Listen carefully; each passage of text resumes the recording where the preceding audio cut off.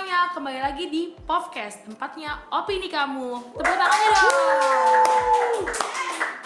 Nah teman-teman, hari ini balik lagi sama aku, Frista Marcelia sebagai host kalian. Dan masih bersama Kak Riko. Tepuk tangannya dong. Nah, Kak Riko ini setia banget ya selama bulan penuh cinta Valentine ini menemani kita di sini. Seru ya? Jadi senang deh. Obrolannya seru-seru ya kemarin. Obrolannya seru, orangnya setia. Kamu setia gak sih? Aku bisa diatur. Semua ada settingannya. Oh gitu ya? Tergantung pawangnya. Masih ya? Oke, nah karena kita udah di bulan terakhir Februari nih, aku mungkin mau nanya juga nih ke teman-teman yang nonton, gimana nih Valentine's Date-nya? Berhasil nggak ngedate-nya yang love hunter? Atau ada yang putus gara-gara Valentine? Atau bisa jadi ada yang putus, ternyata dia ketahuan selingkuh. Iya, singgah tapi tak sungguh. Atau ternyata yang teman-teman kita yang kemarin, takut nih mau nikah pacaran, ternyata terbuka hatinya, dia mulai membuka hati untuk orang lain, download Bumble misalnya atau Iya, ya Tinder. bukan lagi ya. Nah guys, kita kan kemarin udah bahas banyak banget tema nih, dari tema yang mencari cinta, takut mencinta, cinta tapi beda. Nah di episode terakhir kali ini Kak, kita akan bahas cinta tapi kok nyakitin sih. Banyak banget gak sih Kak anak muda zaman sekarang tuh yang terjebak di toxic love. Cinta sih, tapi ternyata cintanya tuh isinya racun kok diminum. Asik. Kok pengalaman ya? Kayaknya aku aja nggak host, kamu jadi narasumber gimana? Ya. Bisa tolong kalau misalnya Kak aku jadi hostnya, bisa hubungin manajer aku aja. Oke. Ada rate-nya di situ. Oke, jadi kita akan bahas tentang toxic love nih Kak hari ini. Jadi kita akan mengupas tuntas tentang sebenarnya kalau cintanya itu nyakitin, hubungannya itu malah bikin kita nggak berkembang, itu kira-kira perlu nggak ya kita pertahanin hubungannya? Atau seharusnya kita tinggalin aja? Yes. Nah, jadi untuk membuka pertanyaan ini, aku akan nanya ke kakak, menurut kakak ya, kakak kan pasti kan udah memakan asam garam kehidupan, bertemu banyak orang. Menurut kakak gimana sih yang dapat dikatakan hubungan itu tuh udah toksik, dan ciri-ciri hubungan toksik itu seperti apa sih? Indikatornya gitu. Ada 3 kalau aku ya. Yang pertama, suka menuntut. Ya, suka menuntut. Jadi dia tuntut terus yang kedua fokusnya mengambil. Jadi buat kepentingan diri sendiri. Jadi apa yang menguntungkan buat dia itu yang dia jadikan fokus, bukan kepentingan bersama. Terus yang ketiga ini jelas di luar rencana Tuhan, di luar perintah Tuhan. Tapi kalau diperhatikan kenapa itu semua terjadi tentang yang namanya love yang toxic itu. Love. Tapi sebenarnya kalau kita kembali lagi kepada arti yang sebenarnya cinta sebenarnya nggak pernah toksik. Cuma kita menggunakan kata cinta untuk mencoba supaya merangkainya supaya tidak kelihatan toksik banget. Bahkan bisa jadi itu bukan love tapi lust. Bisa jadi itu nafsu bukan cinta. Nah cinta itu seperti apa? Nah kita kembali lagi kepada Alkitab kan, obrolan podcasting selalu kembali lagi kepada Bible kan. Kita bahas tentang kita kan orangnya rohani abis banget. Nah Alkitab mencatat gini, kita tuh terkadang gini, kita tuh buru-buru belajar tentang cinta atau kita buru-buru mencintai tanpa mengetahui cinta itu apa. Nah firman Tuhan katakan begini, inilah kasih itu, bukan kamu yang mengasihi aku, tapi aku yang mengasihi kamu. Jadi kita kembali lagi kepada cinta yang sebenarnya adalah cintanya Tuhan kepada kita. Jadi bukan cintanya Romeo and Juliet, Gali dan Ratna, Rangga dan Cinta, Dilan dan Milea, atau Fajar Set Boy dan ayah pacarnya mantannya ya. Nggak kayak gitu. Tapi dunia, coba kalau kamu perhatikan dunia itu, kalau teman-teman perhatikan semua, memberikan informasi tentang cinta. Kita nonton di FTV, kita nonton di film, cinta-cintaan, dan kita pikir itulah cinta.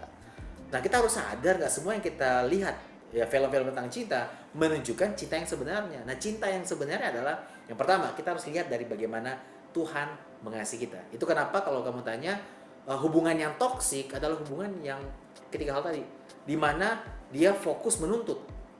Padahal kan dalam hubungan itu yang sehat adalah nggak fokus mengubah, tapi fokus berubah. Tapi kita kadang suka tuntut orang berubah tanpa belajar untuk berubah. Terus yang kedua, fokus mengambil apa yang untung buatku. Ya makanya mulai posesif. Coba perhatikan deh. Posesif kalau kamu tarik lagi, akarnya apa? Kita fokus sama apa yang buat kita nyaman, tapi nggak buat nyaman orang lain. Kita tanya, kamu di mana? Di sini. Sama siapa? Apa? Kita tuntut dia, kita coba mencari validasi dengan coba foto, coba video, coba ini. Kamu nggak boleh gini. Kita mementingkan rasa aman buat kita, tapi mengorbankan perasaannya. Kenapa? Fokus mengambil. Fokus ke apa yang buat kita aman, apa yang buat kita nyaman. Terus yang jelas, yang terakhir adalah hubungan yang di luar perintah Tuhan. Udah mulai mukul, udah seks bebas, ya jelas itu hubungannya toksik. Gitu kurang lebihnya. Oke. Tapi aku setuju sih Kak, kalau misalkan kita itu selalu dituntut, kalau aku sih mikirnya kalau hubungan yang satu kita nggak cuman take tapi kita give juga. Jadi biar mutualisme. Nah, Kak aku mau deh, kalau misalkan orang ada dalam hubungan toksik nih, apa sih yang menyebabkan seseorang itu bisa jadi toksik ke pasangannya sih? Dan apa sih indikator yang biasanya itu memicu mereka untuk jadi toksik? Misalkan kayak dia toksiknya posesif, pasti kan adalah indikator atau alasan yang bikin dia jadi posesif dan akhirnya membuat hubungan mereka jadi toksik.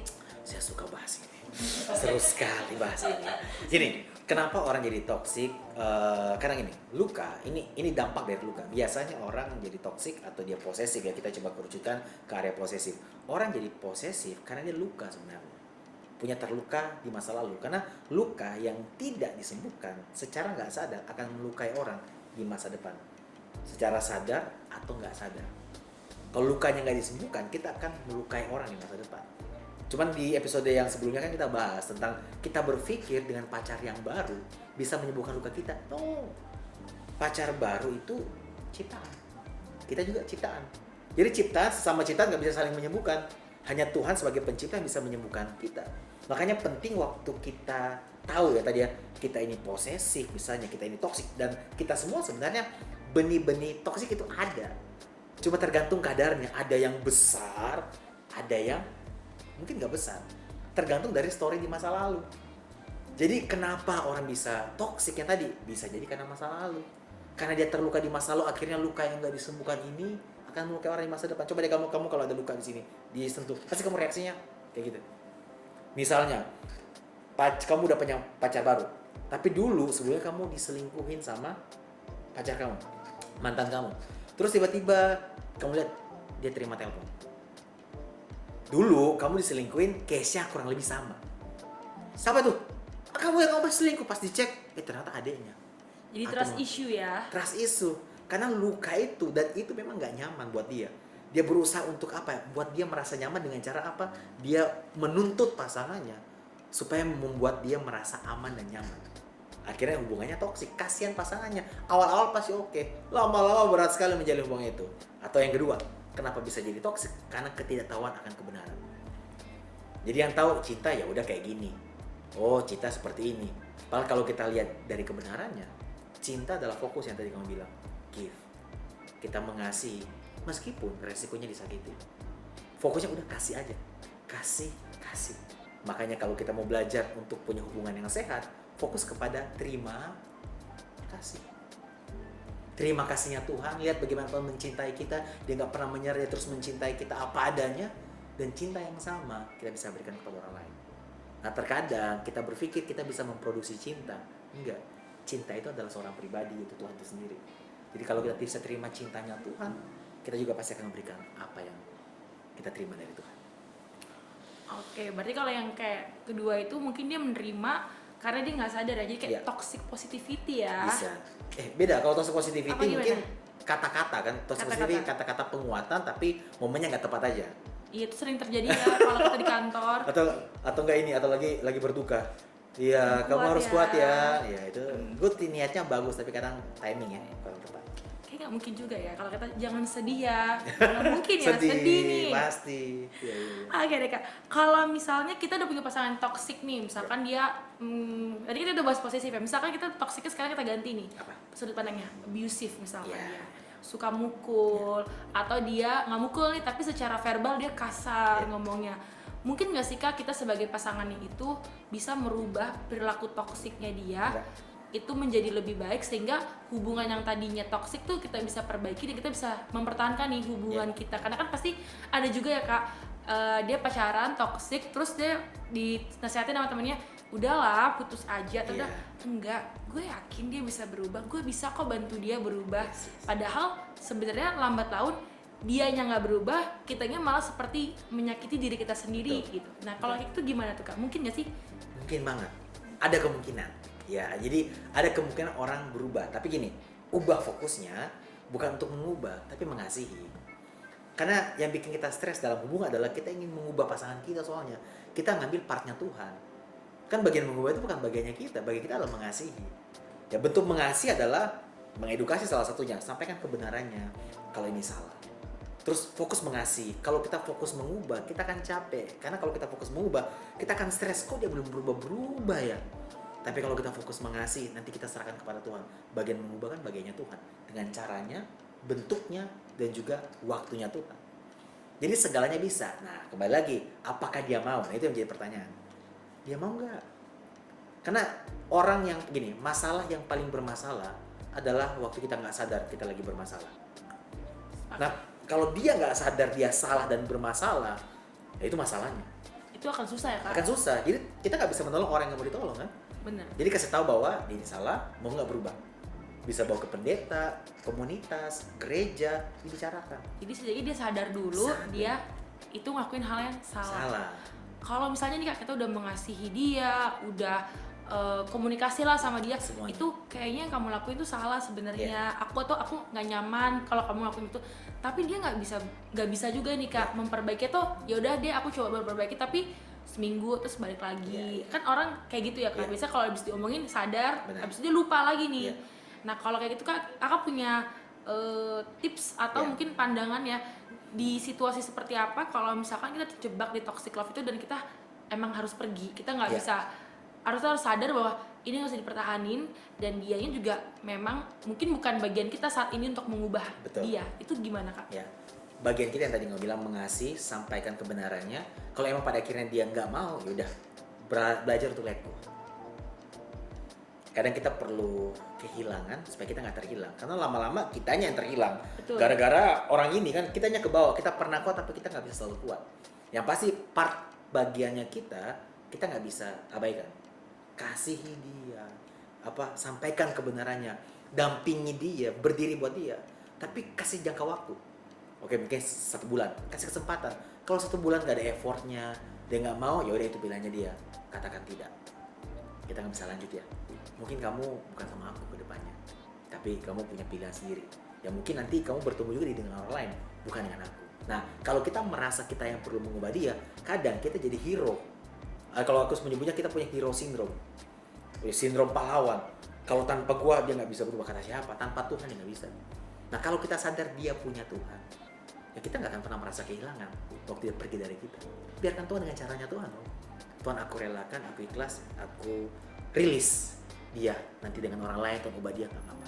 Tapi bagian aku sudah sampaikan kepada dia kebenarannya, dan kalau dia nggak berubah, mungkin bukan sama aku ke depannya. Oke. Aku juga mau nanya nih Kak. Jadi ini sebenarnya kayak pertanyaan yang sering aku dengar dari teman-teman aku. Kalau misalkan ya Kak, kita bertahan nih di hubungan yang toksik itu karena memang kita sayang, kita pingin bantu dia berubah. Itu bisa nggak sih Kak bikin kita sendiri itu lupa untuk mencintai diri kita sendiri, karena kita jadinya tuh mengorbankan semua yang kita punya untuk dia, sedangkan dia tidak melihat itu atau tidak merasakan itu, dan dia juga tidak menganggap apa yang udah kita korbankan dan berikan ke dia itu adalah cara kita untuk mengasihi dia. Itu bisa nggak sih Kak dinilai kalau itu kita bisa sampai di posisi kita udah lupa nih untuk mencintai diri kita sendiri karena kita mencintai orang lain atau pasangan itu tuh terlalu dalam. Benar. Bisa jadi kalau kita lihat di episode sebelumnya kita bahas tentang pacaran itu, aku analogikannya kayak dua gelas, yang satu penuh yang satu enggak. Ya, kamu udah penuh nih, lagi oke nih. Kamu isi dia terus, lama-lama kamu yang setengah Kosong. Kamu yang setengah airnya bahkan jadi kosong. Kenapa? Karena kamu isi terus. Kamunya repot. Jadi potensi seperti itu akan terjadi banget, bisa terjadi.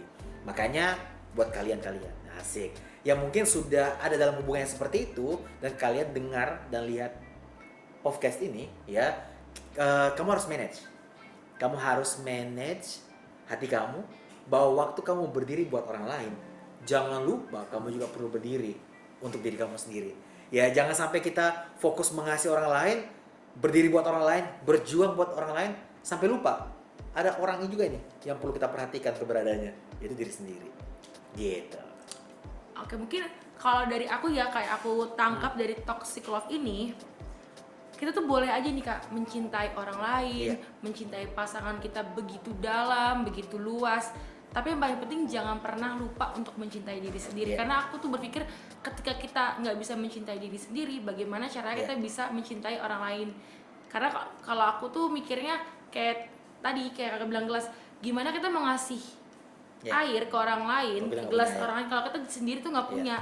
Jadi buat teman-teman yang mungkin sekarang lagi ada terjebak di toxic love, cinta boleh, bodoh jangan, iya. Jangan sampai lupa mencintai diri sendiri. Karena gini, kita nggak bisa memberi apa yang kita nggak punya. Betul. Ya, saya akan hanya bisa kasih uang 50.000 ke orang lain kalau saya punya uang 50.000. Jadi kalau kita nggak punya cinta, ya gimana kita mau kasih cinta? Nah, yang jadi pertanyaan kembali lagi di poin yang tadi kita bahas di awal, bahwa cinta itu apa? Yaitu cintanya itu pribadi, itu Tuhan. Jadi alami Tuhan, rasakan cintanya, waktu kamu terima, kamu bisa kasih ke orang lain. Jadi kalau Tuhan katakan kasihlah sama manusia seperti dirimu sendiri. Jadi kualitas kamu mencintai sesama tergantung kualitas bagaimana kamu bisa mengasihi diri kamu. Itu bukan selfish loh. Self love is not selfish, bukan. Kamu sedang mencintai apa yang Tuhan cintai. Selama self love tidak merugikan orang lain, itu nggak selfish dan itu tidak merugikan. Yes. Jadi jangan lupa cintai dirimu sendiri hari ini. Iya. Dan juga cintai ususmu setiap hari ya. Ya, minumnya aku. Ya, kita nggak ada iklannya nih. Jangan lupa untuk yang mau endorse kita atau iklan di sini boleh. Boleh ya. Bisa diatur. Nah Kak, nggak kerasa nih sebulan penuh nih podcast ditemenin sama Kak Riko. Aku mau ngucapin terima kasih nih untuk Kak Riko yang udah memberikan waktunya, tenaganya, sarannya, dan bahkan mungkin cintanya juga ke kita dan teman-teman yang ada di sini. Selama sebulan ini kita udah bahas cinta-cintaan, dan semoga apa yang kita bahas di sini ya Kak, itu nggak cuman kita bahas jadi bahasan semata aja, tapi juga bisa jadi point of view buat teman-teman untuk sharing ke teman-teman yang lain, atau misalkan ngebuka pandangan teman-teman terkait dengan tadinya gue nggak tahu loh kalau misalkan gue harus cinta diri sendiri sebelum mencintai orang lain. Gara-gara nonton podcast jadinya teman-teman oh iya bener ya, gimana caranya ya mencintai orang lain kalau diri sendiri belum. Atau tadi kayak ngomongin cinta tapi beda, jadinya punya insight baru nih. Jadi teman-teman, aku mau ngucapin terima kasih buat teman-teman yang udah sebulan penuh ini mantengin kita di edisi Valentine. Dan buat aku juga mau doain nih buat teman-teman yang mungkin sekarang lagi jomblo-jomblo, love hunter, semoga cepet-cepetan dapat pasangan. Ya kalau Valentine tahun ini belum dapat pasangan, ya mungkin tahun depan nggak apa-apa lah, pelan-pelan. Dan buat teman-teman yang mungkin sedang terjebak di hubungan-hubungan yang beda atau yang nggak sehat, aku berdoa sih biar teman-teman bisa mendapatkan hubungan yang lebih baik, atau mungkin yang tadi teman-teman yang mempertahankan bisa memperbaikinya juga. Gak ada yang terlalu rusak ya, yang nggak bisa Tuhan pulihkan ya. Betul, sepakat banget. Apa sih yang nggak bisa dibetulin kalau misalkan sama-sama mau? Tapi gini pertanyaannya, sebelum kamu closing, kalau yang satu mau tapi yang satu nggak mau gimana? Ya usaha terus dong Kak. Gas terus. Gas terus ya. Gak pakai rem. Gak pakai rem ya. Berhenti aja dikit, ganti oli, gas langsung lagi. gas lagi. Good. Masih muda harus semangat Kak. Yes, ekspor lebih ya. Ekspor terus. Kalau yang takut misalkan lingkungannya, aduh lingkungan gue cewek semua, gimana nih jomblo? Bumble, Tinder, download. Gokil ya. Atau koleksi, seleksi, resepsi. Sepakat. Jangan sampai selingkuh. Apakah tadi selingkuh? Singkat panjangannya? Apa tuh? Selingan? Apa tuh? Singkat tapi tak sungguh, jangan. Oh ada ya? Oh singkat tapi singkat. Oh itu Aku masih singkatan ingat ya? loh. Waduh singkat tapi tak sungguh ya. Karena kita kalau mencintai harus sungguh-sungguh ya Kak. Wah yes. Oke deh teman-teman, terima kasih ya. Anda curhat banyak ya hari ini ya. Padahal sebenarnya saya nggak pernah pacaran loh. Oh gitu? Hah? Tapi ya biasa pengalaman. loh. Oh pengalaman ya, teman. Dengar teman. Oke. Oke, kalau gitu teman-teman, aku mau ngingetin sekali lagi buat teman-teman yang udah kecanduan banget nonton podcast, jangan lupa di komen, like, dan subscribe, dan jangan lupa juga bunyiin loncengnya ting ting ting biar kalau misalkan kita upload teman-teman bisa langsung nonton. cukup kecanduan podcast, jangan kecanduan yang lain ya guys. Yes. Dan sampai jumpa teman-teman, happy Valentine sekali lagi Yeay. dah.